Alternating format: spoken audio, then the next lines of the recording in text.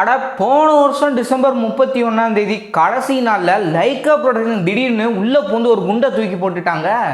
AK அவருடைய படம் வந்து அப்படியே ரிலீஸ் ஆகும் அப்படின்னு மக்கள் ஃபேன்ஸ் எல்லாருமே வந்து ரொம்ப சந்தோஷத்தில் இருந்தாங்க.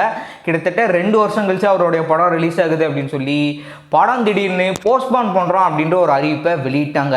இப்போ இந்த படம் போஸ்ட்போன் ஆயிடுச்சு அப்படின்ற உடனே அடுத்தடுத்து ஒரு சில படங்கள்லாம் பிளான் பண்ணிட்டாங்க. என்னென்ன படங்கள் அப்படின்னு சொல்லி ஒவ்வொன்றா பார்க்கலாம் வாங்க.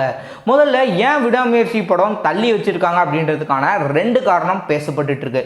ஒரு காரணம்னா நியாயம் அப்படின்னு சொல்லலாம். அனிருத் அவருடைய இசையின் காரணமாக ரொம்ப ஃபோர்ஸ் பண்ணி மியூசிக் கொடுங்க அப்படின்ற மாதிரி கேட்குறதுனால சரி மியூசிக் நீங்கள் கொஞ்சம் பொறுமையாக பண்ணி படத்தை ரிலீஸ் பண்ணுங்க, அப்போ தான் வந்து ஆடியன்ஸ் வந்து இன்னும் ஒரு எக்ஸ்பெக்டேஷன் இருக்கிறத பூர்த்தி செய்கிற மாதிரி இருக்கும் அப்படின்றது வேணால் ஒரு நியாயமாக எடுத்துக்கலாம். ஆனால் கேம் சேஞ்சர் படம் ரிலீஸ் ஆகுறது, அந்த படம் ரிலீஸ் ஆகிறதுனால படத்தை வந்து தள்ளி வைங்க அப்படின்னு சங்கர் கோரிக்கை விட்டுருக்காரு அப்படின்றது எல்லாமே நம்புகிற மாதிரியான ஒரு விஷயமா இல்லை. அண்ட் கேம் சேஞ்சர் படம் எடுத்துட்டிங்கன்னா ராம் சரண் வந்து லீட் ரோலில் நடிக்கிறாரு. எப்படி ஒரு பாகுபலி திருவிழார் படம் தெலுங்குல வெளியாகி படம் தமிழில் நல்ல ஒரு எதிர்பார்ப்பில் இருக்குதோ அந்த மாதிரி மக்கள் அனைவரும் வந்து அந்த படத்துக்கு பயங்கரமான ஒரு எதிர்பார்ப்பில் இருக்கிறாங்க. இந்த நிலையில் இந்தியன் பார்ட் 3 நீங்கள் எடுங்க, அதுக்கப்புறம் தமிழ்நாட்டில் ரிலீஸ் பண்ணுங்க அப்படின்ற ஒரு குண்டையும் தூக்கி போட்டிருக்காங்க.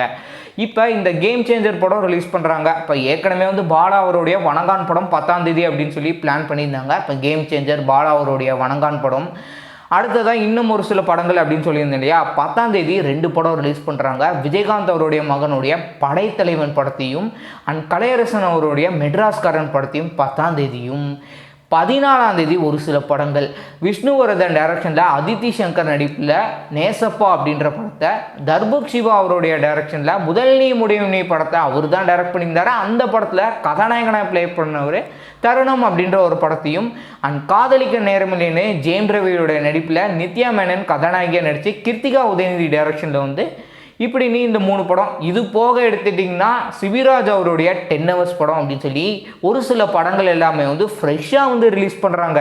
ஆனால் 12 வருஷத்துக்கு முன்னாடி சுந்தர் சியோட டைரக்ஷனில் விஷால், அதுக்கப்புறம் அஞ்சலி, வரலட்சுமி, சந்தானம் இவங்களாம் நடித்து தயாரிப்பில் அந்த பணம் ஏதோ செலுத்த வேண்டிய ஒரு சில காரணங்கள் இருக்குது.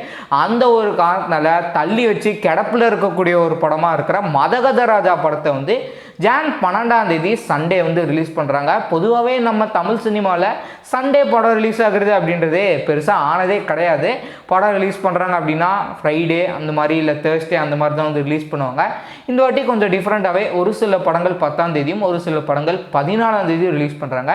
இப்படி ரிலீஸ் ஆகிற இத்தனை படங்களில் நீங்கள் இந்த படத்தை போய் தேட்டரில் பார்ப்பீங்க அப்படின்னு சொல்லி கீழே கமெண்ட் செக்ஷனில் மறக்காமல் மென்ஷன் பண்ணுங்கள்.